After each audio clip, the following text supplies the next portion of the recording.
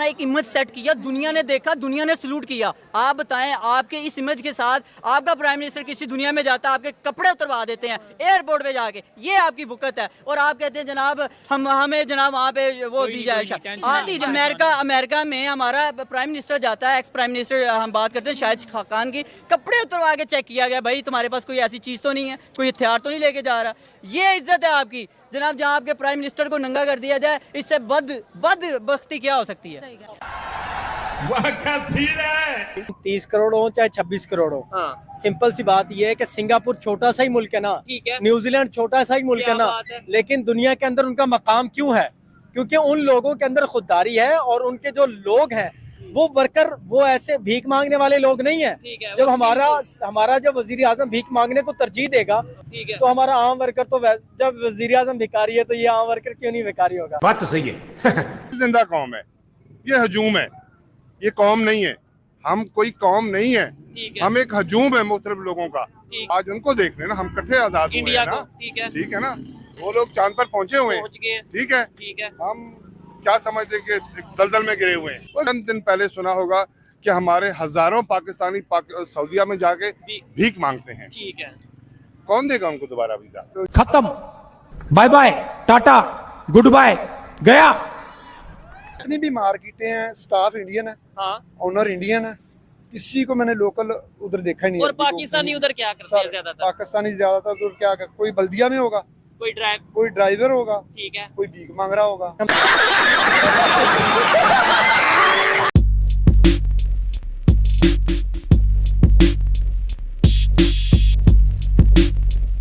ये जो उन्होंने मतलब जो साइन दिए है ना, ये एक तरक्की याफ्ता, हम लोग पहले देखते थे जो तरक्की याफ्ता ममालिक के सरबराहान हैं वो जो है ना वो इस तरह करते थे, लेकिन अब मोदी और अब इंडिया को भी हमें लाइट बिल्कुल भी नहीं लेना चाहिए। वो भी उन ममालिक में शामिल हो गया जो अब डेवलप्ड हो चुके हैं। तो इंडिया आपको पता है कि नियर फ्यूचर जो है ना वो थर्ड मोस्ट वो बनने वाली है इकोनॉमी में, थर्ड नंबर पे कंट्री आने वाली है। एग्जैक्टली। और जिस तरह का मोदी लेके उनको चल रहा है, जिस तरह की कंसिस्टेंसी वहाँ पे पॉलिटिकल कंसिस्टेंसी चल रही है, मैं कहता हूँ फिनोमिनल है भाई।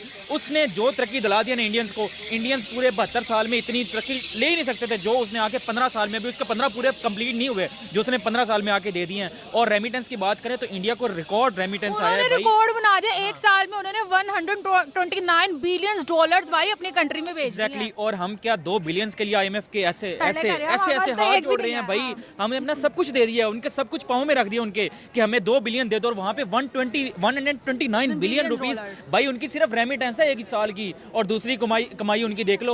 और भाई मैं कहता हूँ IT सेक्टर उनका देख लो, उनका हेल्थ सेक्टर देख लो, सऊदीया को वो क्रॉस कर गया। एग्जैक्टली, दे आर फिनोमिनल भाई।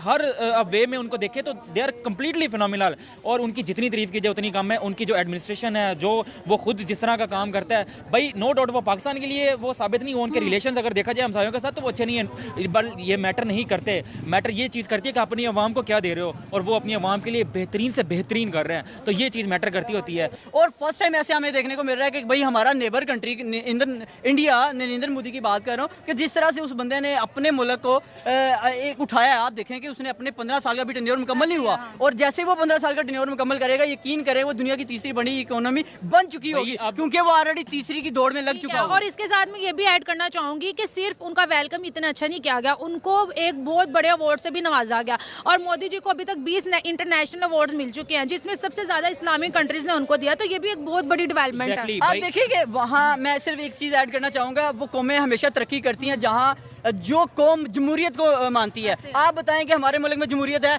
आपके मुल्क में जो सिस्टम चला रहे हैं वो सबको पता है, और ये गंदा सिस्टम जब तक रहेगा हम लोग कभी तरक्की नहीं कर सकते। और हम 72 साल की हमारी हिस्ट्री, आज तक किसी प्राइम मिनिस्टर ने कोई अपना टेन्योर पूरा नहीं किया, तो ये हमारी हिस्ट्री है। 24 प्राइम मिनिस्टर आ गया, लेकिन उसमें से कोई एक भी मोदी जैसा नहीं निकला। एग्जैक्टली, एक भी नहीं निकला। इवेंट इंडिया के अंदर भी ऑर्गेनाइज हुआ था, जिस तरह जो है ना वो पूरी एक चेयर लग गई थी उनके प्राइम मिनिस्टर नरेंद्र मोदी के लिए, और बाकी वर्कर्स जो है ना वो स्टेज के ऊपर बैठे हुए थे, लेकिन मुझे उस इवेंट का नाम नहीं आ रहा और याद नहीं आ रहा। तो मोदी ने वो चेयर हटवा दी, उसने कहा कि बाकी नीचे बैठे हुए, तो मैं किस वो कोई अलग लेवल का इंसान नहीं हूँ, मैं भी वही सेम ही हूँ, जैसा ही हूँ। हाँ, अगर मैं इंडिया के प्राइम मिनिस्टर की बात करूँ तो उनकी जितनी तारीफ की जाए कम है। ठीक हो गया, ये जस्ट हम नहीं कर रहे, पाकिस्तान में इंटरनेशनल लेवल पर उनको सराहा जाता है।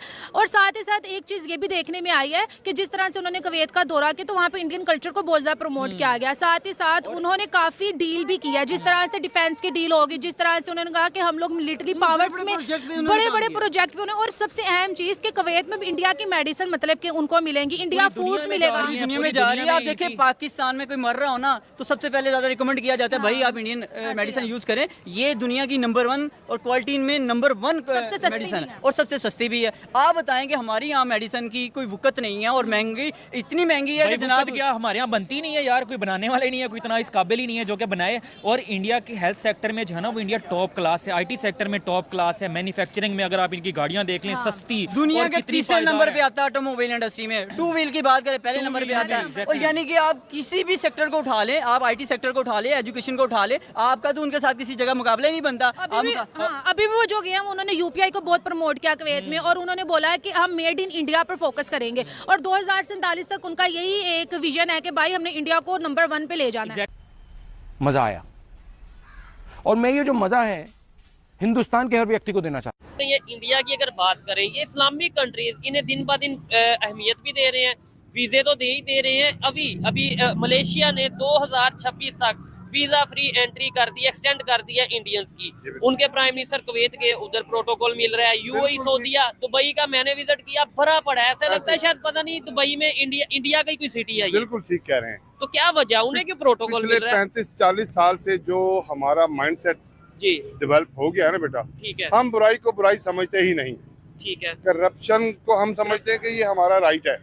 किसी भी इदारे में देख लें, ठीक है, जब हमारी मेंटालिटी ये बन जाएगी तो बाहर जो लोग हमारे जाते हैं ना, वो भी जाके फिर आप उनको देखें। आपने बहुत चंद दिन पहले सुना होगा कि हमारे हजारों पाकिस्तानी सऊदीया में जाके भीख मांगते हैं। ठीक है, कौन देगा उनको दोबारा वीजा? वीजा कौन देगा? नहीं, मेरा सवाल ये इंडियंस को क्यों मिल रहा है? मतलब वो भी तो हमारे जैसे ही हैं कि नहीं? हमारे जैसे नहीं, उनके हालात हमसे आज उनको देख लेना, हम कट्ठे आजाद हुए इंडिया हैं ना। को, ठीक है ना, वो लोग चांद पर पहुंचे हुए पहुंच गए, ठीक है, ठीक है, हम क्या समझते कि दलदल में गिरे हुए हैं? ठीक है, ज़ाहिर है उनकी अपनी एक्टिविटी एज ए पर्सन या एज ए नेशन हाँ, हमसे बहुत अच्छी है।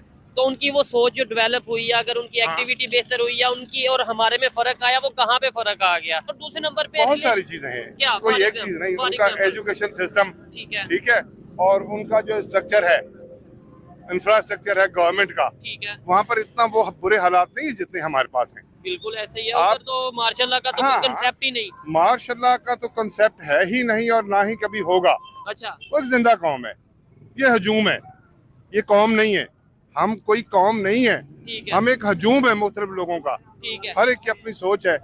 ये बड़ी अच्छी बात कही आप, ठीक है। जबकि हमें यहाँ पे हमारे मीडिया पे हमारे लोगों में ये बताया जाता है कि पाकिस्तान तो वाहिद इस्लामिक कंट्री है जिसके पास एटॉमिक पावर है। ये सब इस्लामिक कंट्रीज को जो है वो सिक्योरिटी फराहम करता है, तहफ़्फ़ुज़ फराहम करता है। कहीं पे इस्लामिक कंट्री का कोई इशू हो तो पाकिस्तान सबसे आगे है। पूरी दुनिया में इस्लामिक कंट्रीज को लीड पाकिस्तान कर रहा है, लेकिन वीजा मुझे नहीं मिल रहा। लीड पाकिस्तान कर रहा है, लेकिन हमारे बारे में खबर आती है कि जी 1000 पाकिस्तानी सऊदीया में भीख मांगते पकड़े गए हैं। जबकि जी ये मीडिया की मिस इन्फॉर्मेशन है बेटा। क्या पाकिस्तान लीड नहीं कर रहा पूरी दुनिया के इस्लामिक कंट्री? आपको पता ही है क्या कर रहा है। अगर लीड कर रहा है पाकिस्तान तो आप खुद कह रहे हैं कि हमें वीजा कोई देने को तैयार नहीं है, तो हमारी लीडरशिप क्या हुई बेटा? ठीक है, लेकिन आम, ये तो आप बात कर रहे हैं, लेकिन आम पब्लिक से अगर पूछे तो आपको क्या लगता है पूरी दुनिया में इस्लामिक कंट्रीज जो हैं एटॉमिक पावर किसके पास है? सर हम तो बकारी हो चुके हैं, तो कैसे हुए? हम तो बकारी हैं, हम तो मांग रहे हैं, हम यहूदियों के आगे झुक रहे हैं, हमें तो खाने के लिए यहूदियों के आगे झुक रहे हैं। ठीक है, क्या वजह है? हमारे पास किस चीज की कमी है? सर आप ये मुझे एक सवाल लास्ट में बताइएगा, कमी किस चीज की है? आप सल्लल्लाहु अलैहि वसल्लम ने फरमाया है कि मुसलमान जो है ना ये बैठ के खाएंगे, यहूदी कमाएंगे, लेकिन आज हम उनकी गुलाम है। गुलाम तो किसने बनाया है? कौन आपको कौन कहता गुलाम बने? मुझे कौन कहता गुलाम बने? सर जी हम खुद ही बन गए, तो वो फिर हमारी गलती है, खुद ही बन गए। नहीं सर आप देखे ना, ये भी एक कंसेप्ट पाया जाता है जी अमेरिका के गुलाम है, अमेरिका के गुलाम है। मुझे आगे किसने कहा कि आप गुलामी करो? या हमारे हुक्मरानों को किसने कहा कि आप गुलामी करें? डंडे से करवा रहे हैं। नहीं तो फिर अच्छा ऐसे तो गुलामी वो इंडिया से क्यों नहीं करवा पा रहे? वो हम जैसे नहीं है ना, कोई खुददार नेशन है। मैंने बताया ना कि हम कौम नहीं है, ठीक है, हम हजूम है। हर एक के अपने पर्सनल इंटरेस्ट है। ठीक हो गया। As a nation, as a national कौम ठीक है, हमारी कोई सोच 70 साल में डेवलप नहीं हो सकी। हर एक के और उसकी वजह यह है कि हमारा एजेंडा कुछ और था या हमारी सोच। हमारी लीडरशिप। इसी के साथ आज की मजदूरी यही खत्म करते हैं। अगर तुम्हें वीडियो पसंद आई तो लाइक मारो यार। मुझे नहीं पता, मुझे 2 मिलियन लाइक्स चाहिए, कैसे ना कैसे करके मुझे चाहिए। इतना झिला मैं कभी नहीं होऊंगा अपनी पूरी जिंदगी में जितना इसमें झिलाऊं, मुझे चाहिए ही चाहिए। तो लाइक मारो, और अगर तुम लोग नए हो तो सब्सक्राइब करो। वो जो लाल वाला बटन है उस पर फूट फेंक के मारो या फिर मोमबत्ती, मुझे नहीं पता, बस क्लिक हो जाना चाहिए। अब मैं भी जा रहा हूं, मुझे पैसों के पीछे भागना है। बाय।